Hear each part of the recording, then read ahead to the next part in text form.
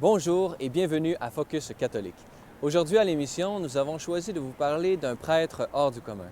Un homme qui a senti l'appel à se donner entièrement à l'Église et aux plus pauvres de nos sociétés. Cet homme, c'est l'abbé Claude Paradis. Et pour ce prêtre qui a passé les 18 dernières années de sa vie à s'occuper des plus pauvres, la solidarité sociale ne doit pas se réduire uniquement aux besoins matériels des gens les plus démunis, mais s'occuper également de leurs besoins spirituels. Pour lui, aimer et aider les plus pauvres signifie leur apporter Jésus-Christ. Bonne émission.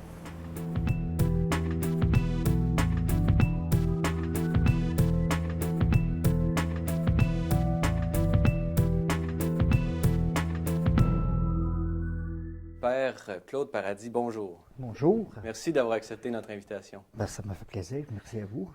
Alors d'abord, ma première question, c'est une question un peu personnelle. Oui. J'aimerais savoir quel est votre parcours. Comment est-ce que d'abord vous êtes devenu prêtre? Comment vous avez reçu cet appel? Et peut-être après, comment vous avez reçu le deuxième appel, si je puis m'exprimer ici, pour être prêtre dans la rue? Comment c'est venu ces deux éléments-là?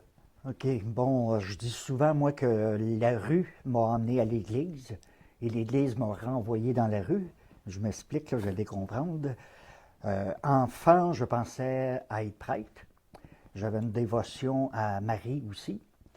Ça s'est estompé avec que ça a pris Parce que je me souviens qu'à cet âge-là, moi, j'allais à la messe, mais je disais à mes parents que j'avais été au restaurant parce que mon père était contre. Fait que, moi, je disais ça. Et même quand je suis entré au séminaire, mon père était vraiment contre. Mes 2 premières années de séminaire, je n'ai pas pu aller chez mes parents. Quand je téléphonais, je voulais parler à ma mère. Si c'est lui qui répondait, il raccrochait. Donc, mes 2 premières années de séminaire, j'ai passé mon séminaire, les temps de Noël au séminaire, les temps de vacances tout l'été au séminaire, là, les 2 premières années. Et bon, à mon adolescence, j'ai commencé à consommer beaucoup drogue, j'ai consommé boissons. J'ai eu beaucoup de difficultés à m'en sortir. J'ai fait 3 thérapies, ça n'a rien donné. Ma 3e thérapie, elle a duré 4 mois. Je suis sorti de la thérapie en avant-midi et dans l'après-midi, j'étais dans un bar. L'abstinence n'a pas été trop longue, hein? Quelques heures. La seule thérapie qui m'a fait que j'ai pu m'en sortir, c'est devant le Saint-Sacrement. C'est à l'adoration. C'est Dieu m'a remis debout dans ma dignité. Et c'est ça qu'on essaie de faire dans la rue. Pour moi, c'était une thérapie qui a fonctionné pour la dignité de la personne humaine. C'est comme ça que j'ai pu m'en sortir. Et là, c'est un petit peu drôle, là, c'est un petit clin d'œil de Dieu. Ça m'a pris peut-être, je sais pas, 4 ans à me sortir de la rue. Et dès que j'ai été ordonné prêtre, le diocèse m'a renvoyé dans la rue, que je trouvais ça bien drôle. Tu sais, j'ai travaillé tellement fort pour me sortir de la rue. Puis là, on me demande de retourner dans la rue, faire un ministère dans la rue. Fait que c'est ce que je fais là, depuis ce temps-là. Ça fait 18 ans là, fait qu'on ne s'en sort pas. Hein. J'ai vécu dans la rue, puis je suis encore dans la rue. Mais ce qui était la faiblesse de l'époque est devenu une force. Parce que maintenant, je comprends la rue, je l'ai connue, j'ai habité là, je peux discerner beaucoup plus les gars. Quand les gars me parlent d'un craving, je sais c'est quoi. Quand ils ont des crampes ou des sueurs, tout ça, là, fait que là, je sais qu'est-ce qu'ils veulent me dire. Là, je comprends c'est quoi là, comme problématique. Et les gars savent mon parcours, donc c'est plus facile. Je me suis fait adopter assez vite à cause de ça aussi. Là. Si je ne m'abuse, vous allez célébrer bientôt vos 18 ans de prêtrise. Oui. Parlez-nous un peu de ces 18 ans-là de prêtre dans la rue. Parlez-nous un peu de ça. Oui, je peux compter quelques histoires, quelques anecdotes. Bon, je savais que je voulais être prêtre. Okay? Ça, c'était ma vocation. Mais là, je me disais, mais pour quelle mission? Parce que tu peux être prêtre, bon, mais tu es dans un pénitencier, dans une paroisse, bon. Moi, la rue, ça s'est révélé par un jeune qui s'appelait Olivier. C'est un jeune qu'on rencontrait dans la rue. Olivier, cancer, 18 ans, il est à l'hôpital Saint-Luc. Olivier avait fait à peu près 12 familles d'accueil, là, puis des centres jeunesse. Fait que lui, tout ce qui était la fidélité, puis tout ça, il ne croyait plus, là, parce que, bon, à 18 ans, il avait fait 12 centres différents. Un jour, il m'appelle à son chevet, et là, il me dit, à cause de tout son parcours, il me dit, moi, il n'y a jamais personne qui m'a regardé vivre. Voudrais-tu me regarder mourir? Alors, je suis resté à son chevet. J'ai fait la funéraille. Et là, il m'avait dit aussi, qui va l'aider tous les autres qui sont dans la rue, qui ne connaissent pas Dieu? Et là, je venais de recevoir ma mission. C'est depuis ce temps-là là, que je suis dans la rue, puis c'est ça qu'on essaie de faire, là, d'apporter là, le Christ dans la rue à tous ces gens-là là, qui sont en recherche, énorme recherche. Et j'imagine que durant ces 18 ans, il y a eu plusieurs formules dans lesquelles vous avez voulu exercer votre ministère. Pouvez-vous nous dire un peu peut-être l'évolution que ça a eu jusqu'à aujourd'hui?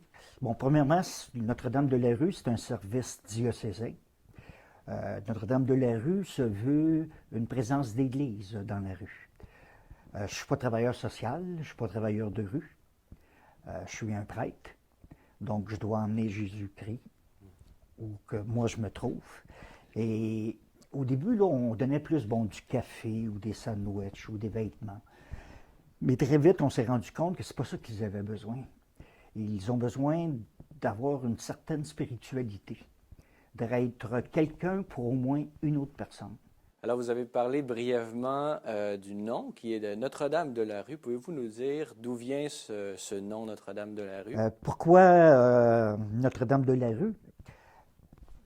Cet automne, j'ai fait une funéraille au cimetière au Repos Saint-François, à Montréal, pour des gens qui n'avaient pas été réclamés.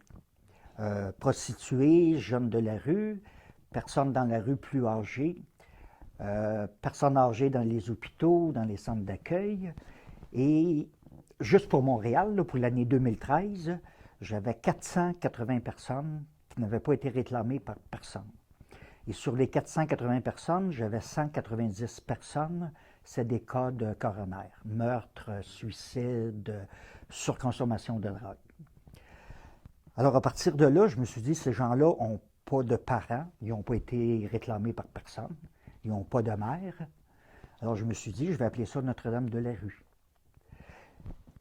Parce que Marie, elle aussi, on lui a dit, lorsqu'elle était enceinte, il n'y a pas de place pour toi ici, continue ton chemin. Tous les endroits qu'elle a été pour accoucher, on lui a toujours dit, il n'y a pas de place pour toi, continue ton chemin. Ça n'a pas changé. 2000 ans après, on dit aux gens de la rue, si les gens de la rue veulent aller dans un restaurant, le propriétaire va aller tout de suite leur dire, il n'y a pas de place pour toi ici, continue. S'ils vont dans un centre d'achat, c'est la même chose, il n'y a pas de place pour vous, là, continuez.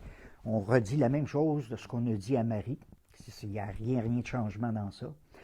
Il y a déjà un gars de la rue qui m'a dit, c'est drôle, hein, moi je suis embarré dehors. Je ne peux pas entrer dans aucun endroit. On ne me laisse pas entrer dans un endroit. Donc je suis embarré dehors. Quand même surprenant hein, comme réponse. Fait que lui se trouve embarré dehors. Les gens de la rue sont embarrés dehors. Ils n'ont pas de place pour eux à l'intérieur. Alors c'est pour ça que j'ai mis ça sur Notre-Dame-de-la-Rue, parce que je trouvais ça important. Puis ces gens-là n'ont pas de parents, n'ont pas de mère, là, à cause de tous ces décès-là. Prochainement, ce printemps, je vais faire là, une autre funéraille pour tous les enfants avortés, les enfants naissants, les enfants qui sont venus au monde, qui ont vécu quelques jours et quelques semaines. Donc ça aussi, là, je vais faire ça là, au Repos Saint-François. C'est un cimetière qui est très, très ouvert à ça. Ce que je fais aussi, c'est que je fais des funérailles. La semaine passée, j'ai fait une funéraille samedi passé de quelqu'un de la rue. Quand on va dans la rue, on surveille aussi si les gens ne sont pas morts de froid, parce qu'il y en a beaucoup qui couchent dehors. Des fois, on arrive près de lieux et on voit juste des amoncellements, on voit des sacs de couchage. Je ne sais pas si c'est un gars ou une fille avant que je leur parle, jusqu'à temps qu'ils se sortent la tête, que là, je peux voir si c'est un gars ou une fille. Il y a des engelures, il y en a qui doivent se faire amputer. Ça, les médias n'en parlent pas, là, mais à chaque hiver, à Montréal, il y a toujours des gens de la rue qui doivent se faire amputer.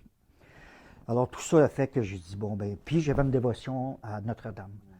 Notre-Dame de la Rue existe vraiment. C'est en Italie. Elle est connue sur le nom de la Madone de la Strada, qui veut dire rue, Notre-Dame de la Rue. Donc, je n'ai pas inventé le nom. Elle existe bel et bien là, en Italie. Je l'ai juste repris de l'Italie pour l'emmener à Montréal, puis en la traduisant en français, Notre-Dame de la Rue. Je trouve que ça allait bien, là, parce que je fais mon ministère dans la rue. Là.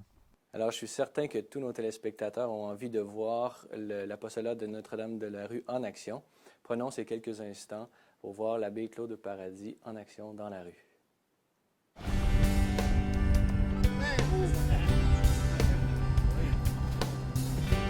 Bonjour.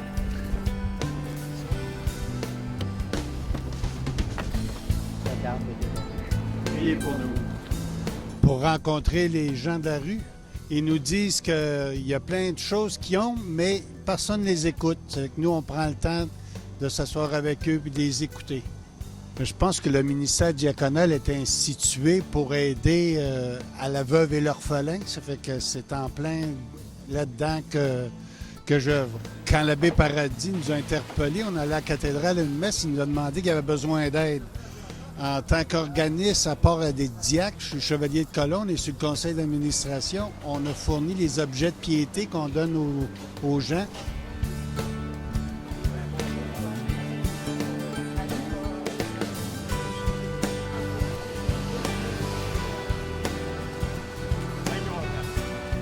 Ici, entre les cas à Montréal, tous les organismes sont très très bons.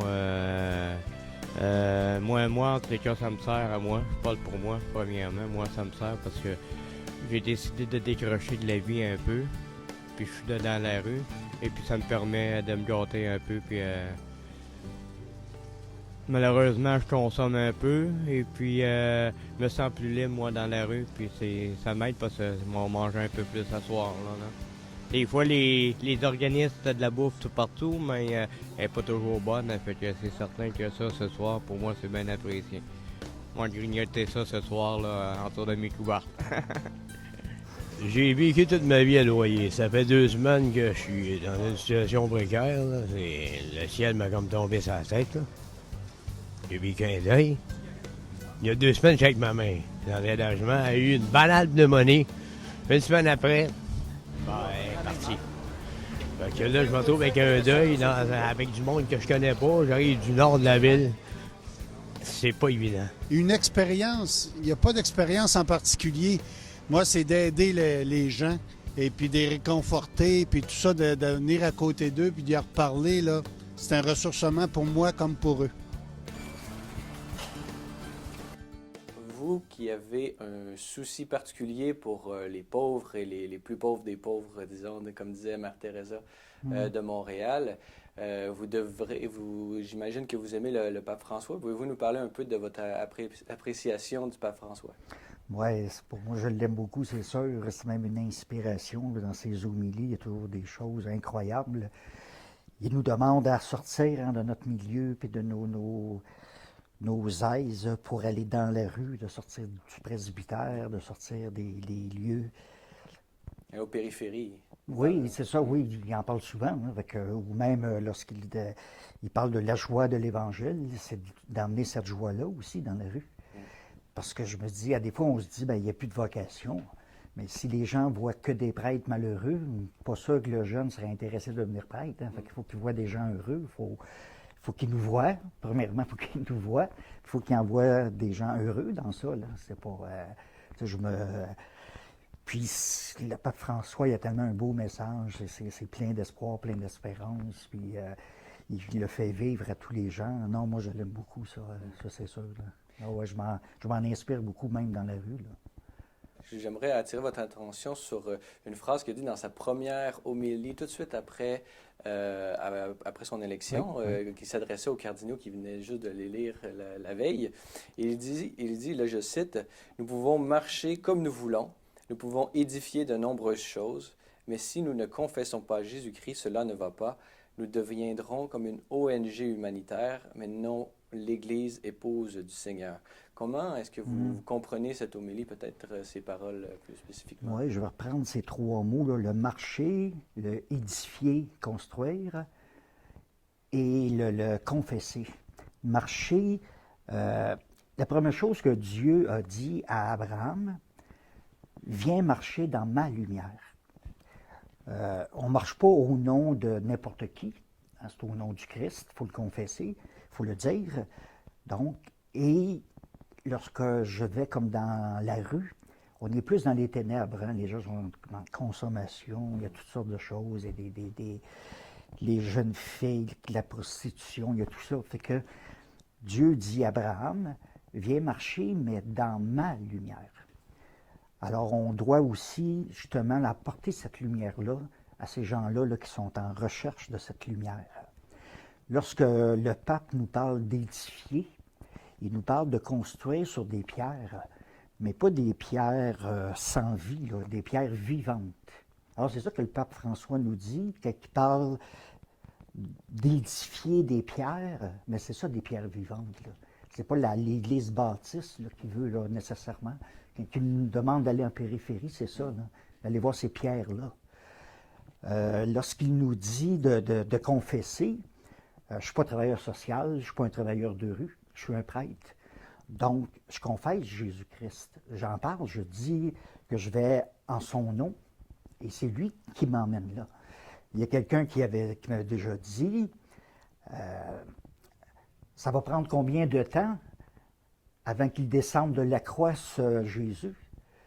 Là, je lui ai dit, bien, tant qu'il y aura des gens crucifiés sur sa croix, il ne descendra pas tout de suite. Et si on dit, heureux les pauvres, car le royaume des cieux est à eux, si on n'ajoute pas la croix, moi je trouve que c'est un scandale si on n'ajoute pas la croix. Il faut ajouter la croix si on dit ça. Parce que c'est ça la mission, c'est d'annoncer le Christ.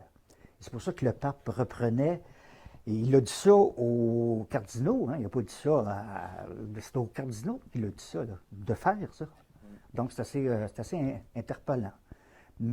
Et en même temps, c'est très beau comme message. Là, puis nous, dans la rue, avec mon équipe, c'est ce qu'on essaie de faire. Là, les pierres vivantes, les gens qu'on voit dans la rue, bien, c'est le Christ, hein, qu'on voit qui sont couchés par terre l'hiver ou qui sont un peu partout. Là, c'est le Christ défiguré. Hein, c'est dans le Isaïe, tout le discours d'Isaïe sur le Christ défiguré, là, tout ça, mais c'est la même chose. Là, c'est ça la pierre vivante là, qu'on doit construire, qu'on doit édifier. C'est ça qui est l'Église. Oui. Et justement, vous venez de mentionner que vous êtes d'abord et avant tout un prêtre et pas un travailleur social. Pouvez-vous nous dire un peu comment ça se manifeste, cette spécificité d'être l'Église dans la rue, dans votre travail de tous les jours? OK. C'est pas un blâme là, que je porte. Là. Si on prend comme les refuges ou les organismes du gouvernement. Okay? Eux, c'est des bonnes œuvres. Il en faut. Dans ces maisons-là, il y a des règlements, parce que ça serait la pagaille complète. Là. Ils doivent rentrer à une telle heure. Ils doivent être à jeun. Ils doivent prendre la douche à telle heure. Ils doivent souper à telle heure. Ils doivent se raser à telle heure. Et là, on leur dit qu'on fait un accueil inconditionnel. Mais c'est plein de conditions. Nous, ce qu'on fait, qui n'est pas tout à fait pareil, c'est qu'on emmène la charité, on emmène la spiritualité que les maisons du gouvernement ne font pas. C'est-à-dire, la spiritualité, c'est quoi le sens à ma vie? Je suis dans la rue, là. C'est quoi mon sens, moi, à moi, dans la rue? Quelqu'un, là, un itinérant, va dire, c'est quoi le sens à ma vie? C'est quoi, est-ce que je suis aimé? Est-ce que je suis valable? Est-ce que je suis quelqu'un? Est-ce que j'ai le droit de vivre? C'est quoi ça va être quoi ma vie?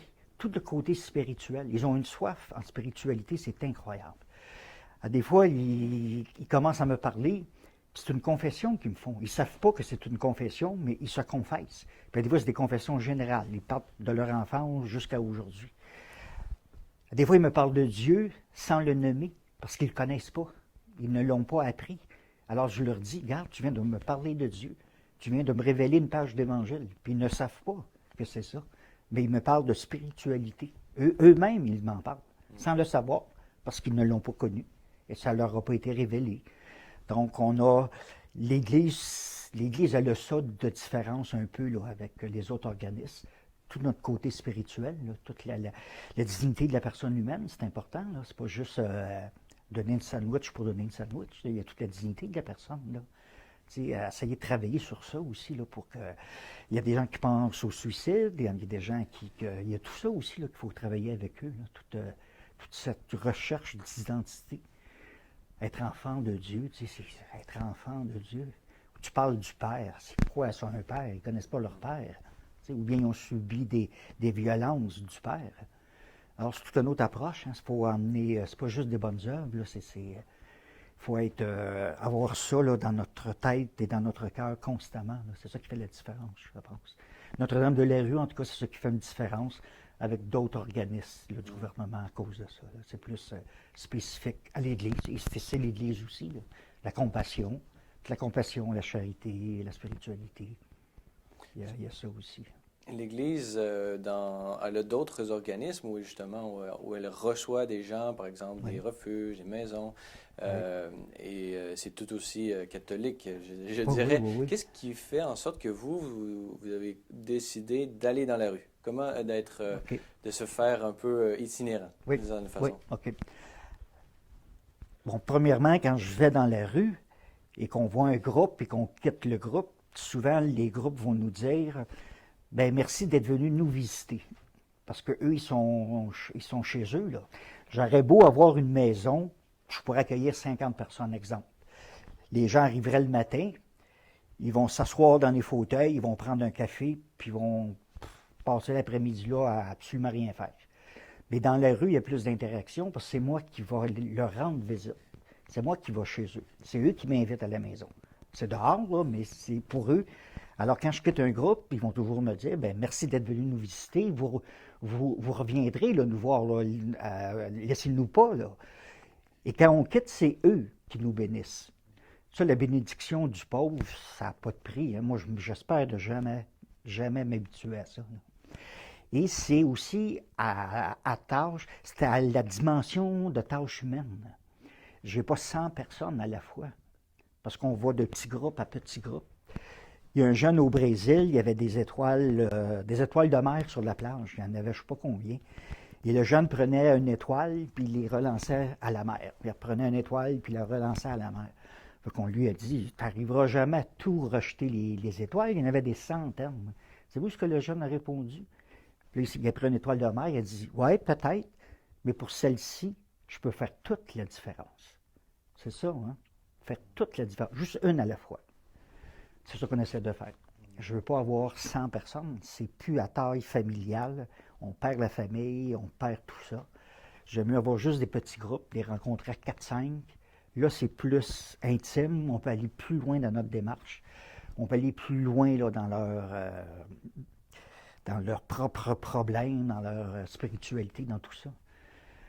Puis, bon, j'ai encore mon petit côté, je pense, délinquant en moi, qui dit que, bon, que je suis bien heureux dans la rue. Là, je m'ennuierais, hein, assis dans un presbytère, là, à me bercer. Je ne dis pas que les prêtres font ça, là, mais moi, je ne pourrais pas.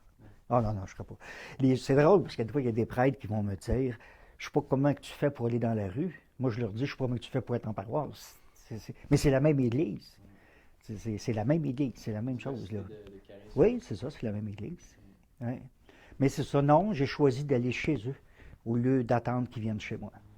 Donc, c'est eux qui m'accueillent. Très bien. Alors, l'abbé Claude Paradis, merci beaucoup de nous avoir accordé cette entrevue aujourd'hui. Ça m'a fait plaisir. Merci à vous pour votre invitation. Vous serez toujours le bienvenu à C'est les Lumières. Merci. Comme vous avez pu le constater dans cette émission, l'abbé Claude Paradis et l'œuvre Notre-Dame de la Rue correspondent parfaitement aux invitations du pape François à aller aux périphéries de l'existence et à une église pauvre pour les pauvres. Espérons que son témoignage de foi en inspire plus d'un à construire un monde plus juste et plus équitable. Voilà, c'est tout pour aujourd'hui. Si vous avez des questions ou commentaires, vous pouvez m'écrire à l'adresse qui apparaît à l'écran. Merci d'avoir été des nôtres. À la prochaine.